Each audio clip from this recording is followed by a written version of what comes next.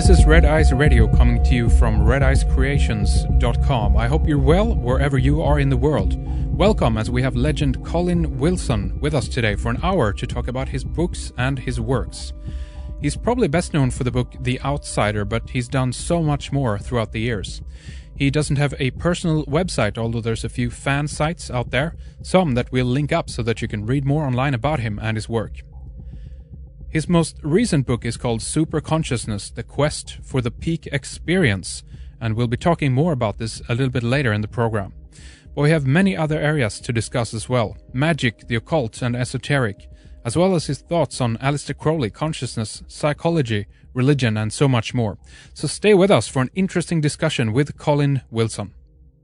All right, so, Colin, you've written probably over 100 books now on subjects like the occult, mysticism, human consciousness, psychology, religion, and so much more, both in fiction and non-fiction form, of course. And you've been doing that for about 50 years or so, even more, Colin. And I guess I'd like to ask you more generally about the interest in the kind of subjects that you've been writing about. If you've noticed that more and more people seem to come to these subjects and the kind of work that you do over the years, or is it getting less, would you say? No, probably more, little by little. But it's a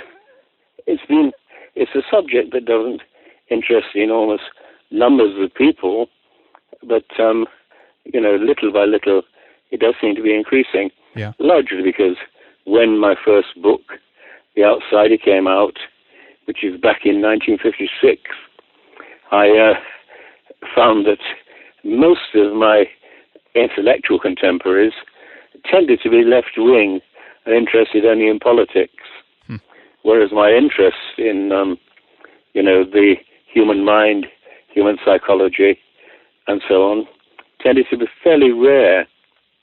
And then, of course, around about in the 1960s, I got very interested in the paranormal and began to write about that. I wrote a book called The Occult, which is probably my best book on the paranormal. And that immediately brought me a much larger audience.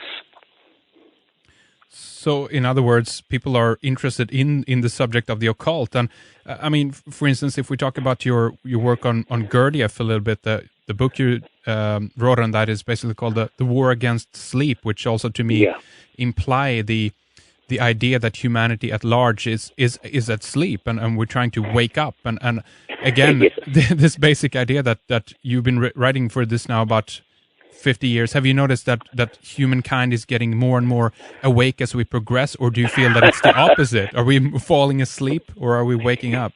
Gurdjieff would have said the opposite. Yeah, I can imagine. And would you agree with that personally as well?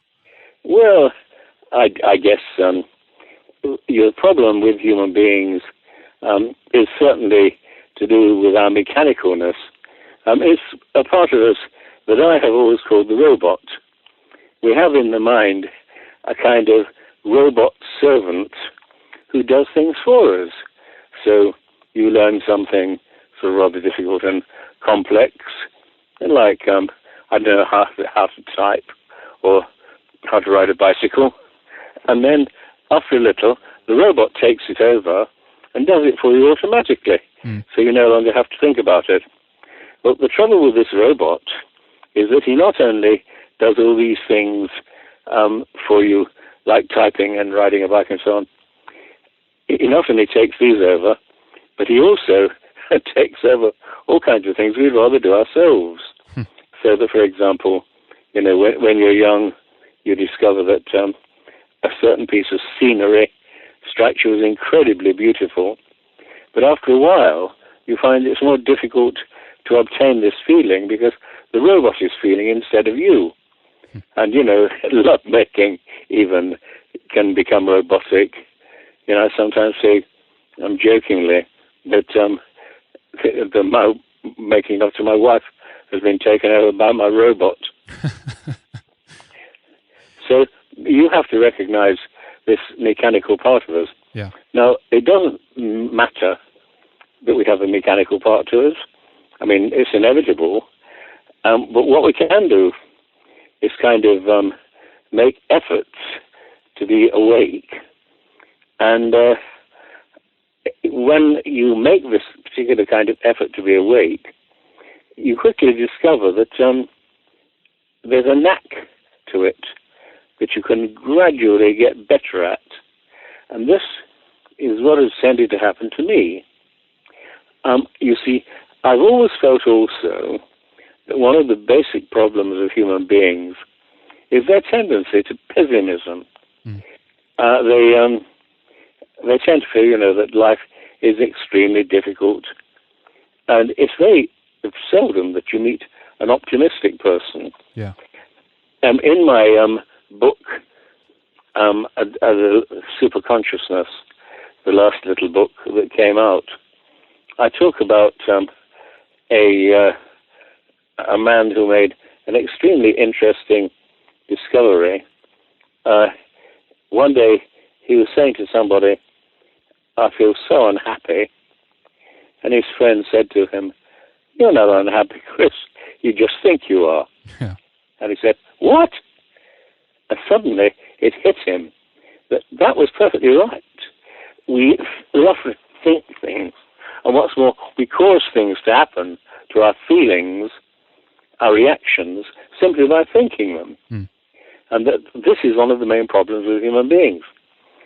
And then this is the reason that poetry and music have this effect of suddenly waking us up. It's the shock effect, what Edmund Wilson called the shock of recognition. And it is rather like the shock of going into cool water on a very hot day. You get this sudden feeling that you could not do voluntarily. You couldn't imagine the shock of going into cool water on a hot day. You actually have to do it. And the same goes with this shock we're talking of, when suddenly you have this feeling that everything is okay. It's very difficult to keep hold of this feeling, but once you've established a basic feeling of optimism, this seems to me to be the most important thing. I've always been convinced, by the way, that this is also the secret of living for a long time. Yeah. I've always believed that it should be possible, as Bernard Shaw once said, to live to be, much, much older than normal with human beings. For example, 100 ought to be fairly normal. Yeah. And I think that, we are getting closer to the point where living to be 100 will in fact be normal. And in order to do this, the first thing we have to do is to make this psychological change from the normal kind of pessimism in which we tend to live into a sudden state of optimism. That's incredibly difficult to do in these times, at least if one is involved in the world of media and news and with all the things that are going on. It's very difficult to keep optimistic. And I guess also as well that actually ties into another question that I wanted to ask you in terms of, since we're on the topic of talking about how to be your own in a world which tells you otherwise, so to speak. And that has to do with the idea of how you view the use of the occult generally in our world today. I know that there's a number of people out there who are pointing fingers towards occult forces that are prominent in the world, in the news, in politics, in entertainment.